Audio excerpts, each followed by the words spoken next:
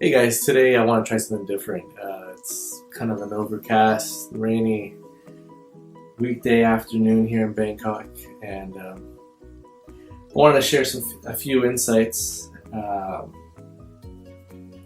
into what I've learned the past 2 years of being a digital nomad, traveling throughout Southeast Asia. This is more of like what your blueprint or your game plan should be, and what pieces you need to have in place before you decide to venture off. Being a digital nomad is really more about following your passions, what excites you in life. So let's start out here. I want to start out with savings, and like I said here, it's necessary.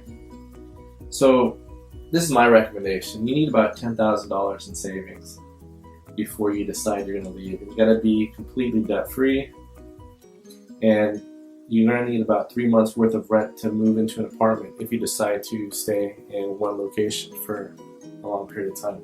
Originally, I started out taking short trips, booking on Airbnb, and then I found that booking a whole month in advance is the way to go because it's much cheaper than booking just 1 week or 2 weeks at a place.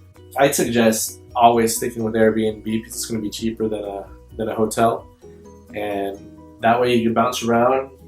You're not tied down to any kind of contract, any lease. The freedom is totally worth it. But then once you do find your ideal city to make your home base, then I suggest getting an apartment.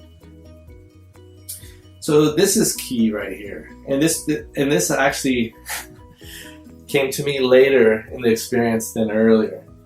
So you can see here that I've got this broken down to service work, mandatory, and then online business, aspirational. Because a lot of people have like big ideas of things they want to do, and maybe they're juggling a few business ideas that they could do remotely. And it's nice when you have a job that you could get steady income, or a job that you could go to when you're financially needing some extra cash. So let's talk about service work. So steady, reliable income, $1,500 a month for countries in Southeast Asia, South America, and Eastern Europe is pretty much all you need to live like a king, or to live pretty well off as a single person. So basically, your service type work should make at least that much. 1,000 would be bare minimum, but making $1,500 a month through any kind of service work, like freelance work online or teaching in a country, that's ideal. So like I said here, something you do remotely on your own time, something that you can fall back on when you need cash.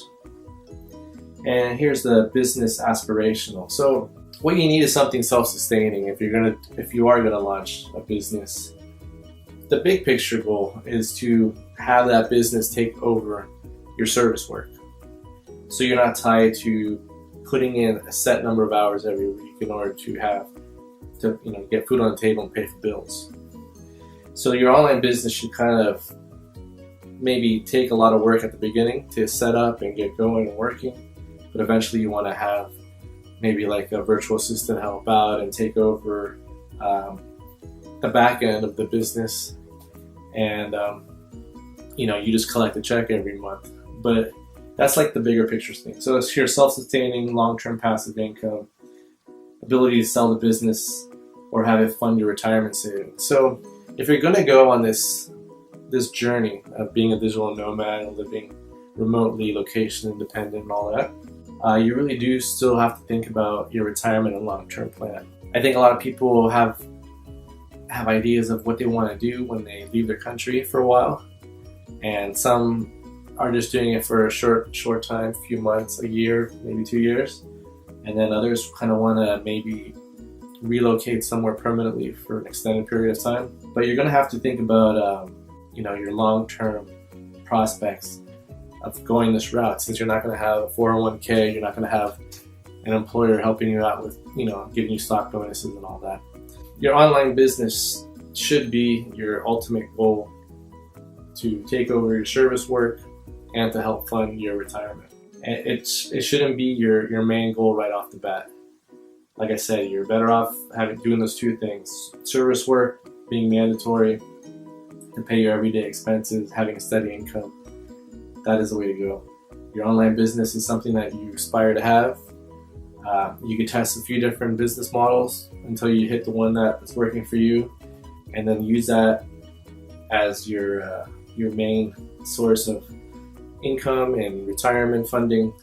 And like I said, you can actually sell the business later on if that's something you're interested in doing, or just have it keep on running. And then the other side of this, so let's look at the vehicle, I guess, here. So this is all the fuel that's going to power the vehicle, and I'm calling this passions. And like I said, what is it that excites you in life? What makes you happy? So this is something you have to answer for yourself, and it's got to be the reason why you're deciding to go abroad. The other aspect of this is goals, and that kind of ties back into here to the aspirational of having the online business. But I mean, your goals could be many, and it could be related to your passions, which I suggest they should be. Because if you have a lot of things you want to do with your life that you want to try to improve, change, experience, make a list, make those your goals, set out to accomplish them. And then you really need to know why. Why are you doing this? So, like I said, you're following your passions, but here's an example. It could be just like improve my quality of life.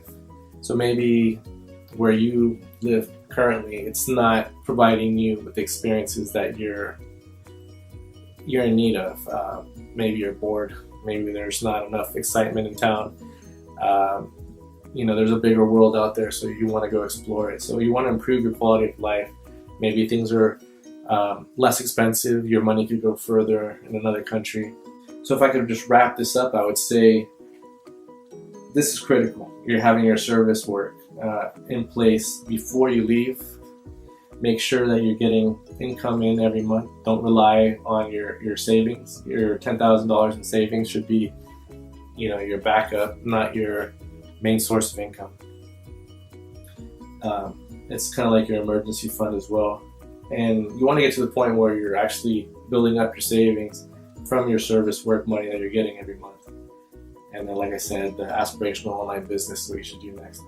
But everything you're doing should be for a reason, not just for petty reasons. So if it's big picture stuff, have your goals, know your purpose as to why you're doing this, and then enjoy the experience. So that's my blueprint. Those are my tips. This is what I've learned over the past 2 years, and I just wanted to share it with you. So I hope you enjoyed that. Thanks.